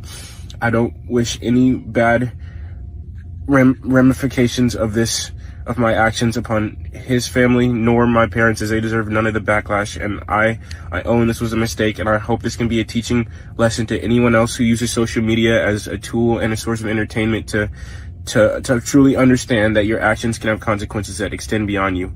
I apologize for any hurt that my actions may have caused Mr. Jordan or my parents or anyone else who could have been involved in this, and I am truly and sincerely sorry, and I apologize. Thank you so much for your time.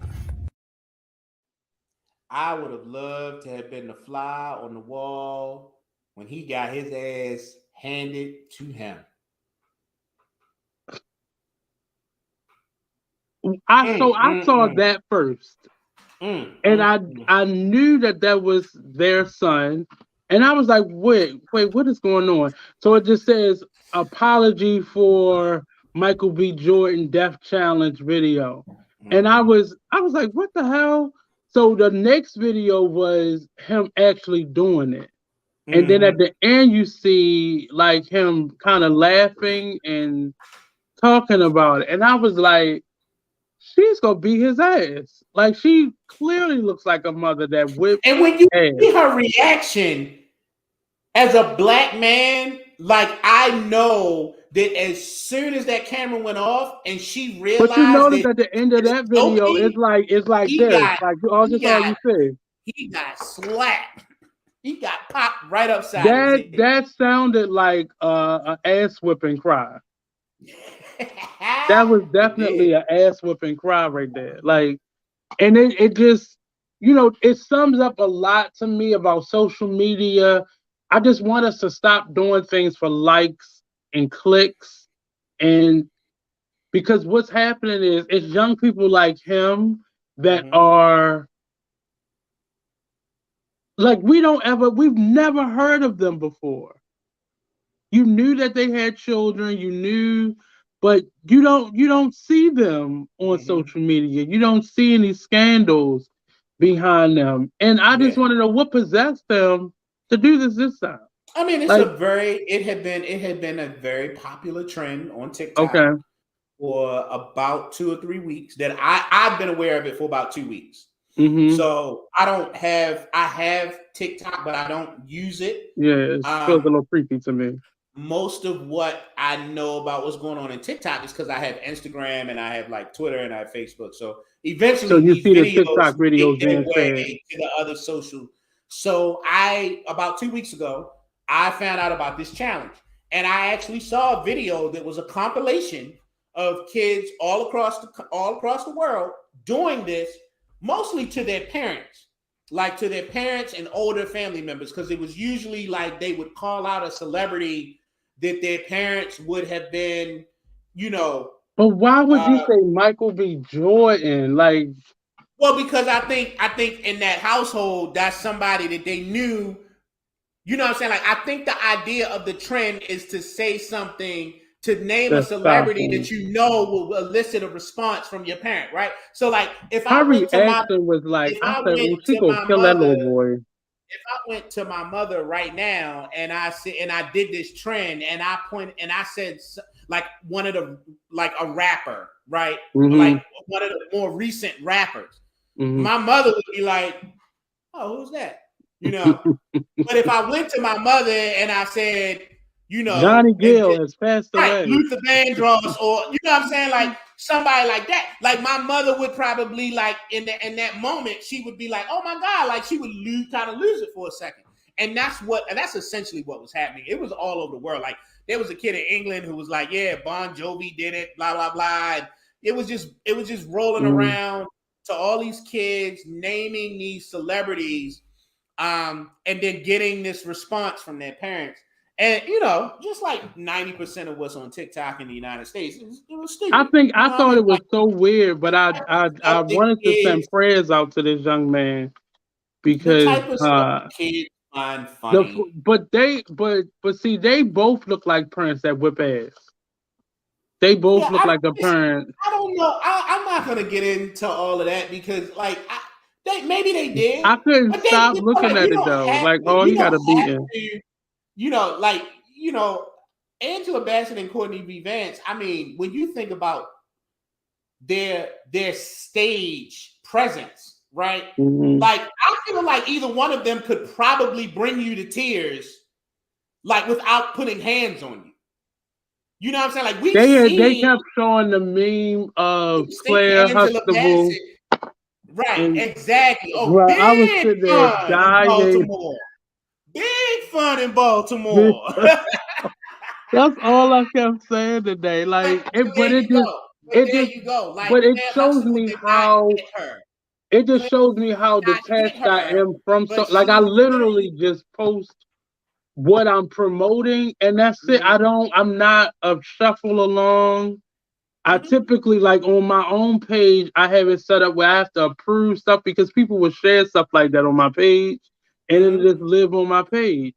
Yeah. So I have it now where I'll just go through maybe once a day and just approve. I have the same thing. And even on all of my business page, like you have to approve it first. And right. I'm not that in touch with social media like that.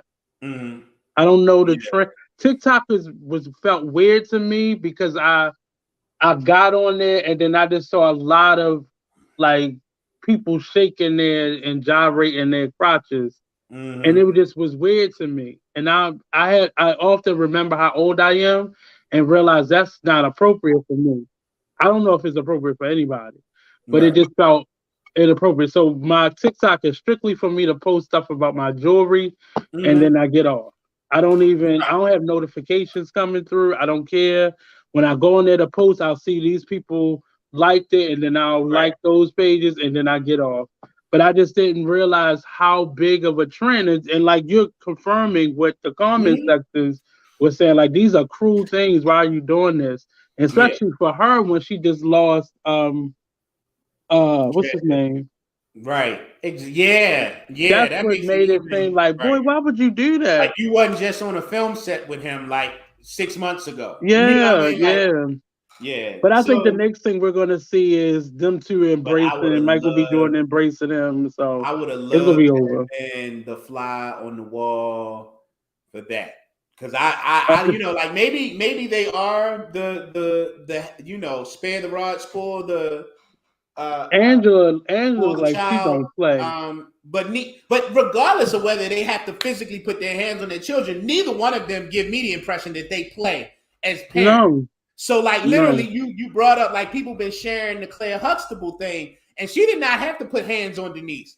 But like we didn't see that part. They Denise did good and at this. Rudy. Denise and Rudy was sitting there like, you know what I'm saying? Like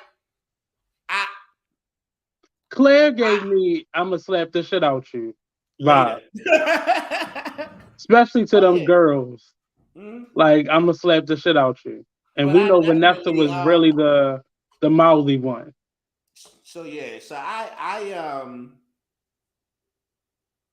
I just wanted to show that because I just thought that was so weird. But yeah, that apology, I was like, that's what should happen when our kids do some shit. He got a backhand. At least he got a backhand. If your child's not giving that type of apology when they do some shit. It was very articulate. I was so proud of him at the same time. Yeah. Very articulate. And I love it because I know they made him ever had in the media. They do that. I know that they was probably in the front seat of that car. They probably had the camera on. They may have made him do it 2 or 3 times till he got it right. And we probably won't see him on social media again for a while. Right. But it's like you're not. Because but what made me so mad was you just saw pictures of their family all over social media today. And I was like, let me get off social media because it just was.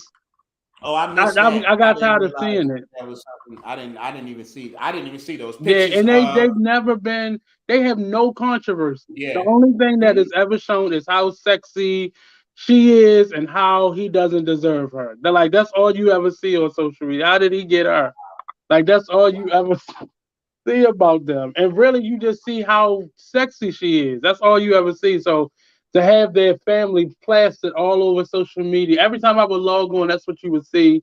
And then you would, because I downloaded the video to play tonight, but yeah, just get it together, young man. Don't do that no more because your mother look like she don't play. Right. And if you watching and you in that trend, stop it. It's not a good look. You know what I'm saying? It is very much what kids do because they don't understand the power of their words. They don't understand the concept of speaking things into existence. And then just, everything's a game. Everything's funny. Which is part of being a kid. But I'm glad that we got to see that. Like some accountability. Some accountability. You know what I'm saying? Yeah. And maybe that'll inspire some of these other parents to like do the same with their kids. Right. But this has been another edition. This was our first episode for the new year. A lot of stuff. Like I said, next week I'm gonna try to get Joyce to watch the Rosales. It's a lot of episodes. Could you text me the name? Because I don't even know how to spell it. Like the Rosales. Yeah, if and I know I'm saying it wrong. I'll try to check it out. No, that's why I was saying. It's good. It's really good, but it's just it gets you. Like you have to watch it while you cleaning up. Like a lot of it, I just listened to. I didn't physically watch it because they was doing that dark camera shit, and it was annoying to me. But I was listening. But a lot of it, I was watching. If it's anything like Game of Thrones, I mean, I'm gonna check it out because I'm probably gonna be into it. If it's a bootleg Game of Thrones, I mean, it's in line with like a Game of Thrones, but it's one storyline, so it's really centered around this one King Henry the Eighth, not Henry the Eighth, Henry the Eighth, and it really just it tells the story of how he built this immaculate castle over swampland. So it's cool though. Okay. I'll check it out. Yeah, just text it to me. So that's been it. Peace out, people. It's time for me to go home. I'm tired. Cheers. I tried to drink this drink, but I tried to join George, but George was sober today. But this was really nasty. I'm probably going to be sober for the remainder of our shows. The remainder of the full year. Last week I was sitting here, we were having our conversation like normal, and I literally didn't realize that I had drank that much. So George, I just want to let you know, I need you to go back and look at all of them. Like people comment on, he's drinking today. No, but I typically... Troy was watching, I think not last week, the week before last. He was like, I was having my cocktail along with George. Right. I was like, George, and like, you don't realize, and you are a really nice person, but you get really sleepy and cranky. George is falling asleep doing the show before. Yeah. So no, I do know that about myself, and that's how I know. Stay away from the dark stuff. Stay away from the dark stuff. But I literally did not realize like how much I had drank. We were just talking, and I was just sipping and pouring and sipping. But dude, I woke up the next morning and I was no good. I was like, yo, and it wasn't until I came downstairs and looked at the bottle. Mm-hmm. Cause I had just we had just recently refilled the decanter, and I come downstairs and what I'm saying, like this decanter's like this, and just watch the episode. You can see yourself doing it. And I was like, okay, yeah. But I know how it's going. There was nothing wrong. Either George is gonna fall asleep, or he's gonna get cranky and want to get off. I'm just like, I gotta go. Right, I gotta go now. Yeah. So yeah, I'm definitely gonna be watching that as we move on, because even I was looking and I was like, damn, we was only on for 40 minutes. You know what I'm saying? Well, you was drinking for the whole 40 minutes. So so yeah. Well, so yeah, I definitely sober tonight. This is just some Mountain Dew. The drinks will be back next week, but in very, very, very, very much managed supply. So Troy, come holler at me. We have a cocktail together. Right. Next week, I will have my cocktail ready. But yeah, y'all, like, this has been a good episode. We'll see y'all next week. Watch Black films for real. Watch Black films. Support Black films. We got to start talking about like what's coming up in Black theater in Baltimore too. Okay. And shout out to you get a chance, check out Stream DVD. Stream, what is it? No, it's streamdmv.com. Mm-hmm. Okay. Black owned streaming network, streaming service with Black owned content from up and coming directors and actors and producers and writers. One of our really good peers, Cortez Ransom, who himself is a director and a playwright and an actor and a singer. That's how I found out about it, through Cortez.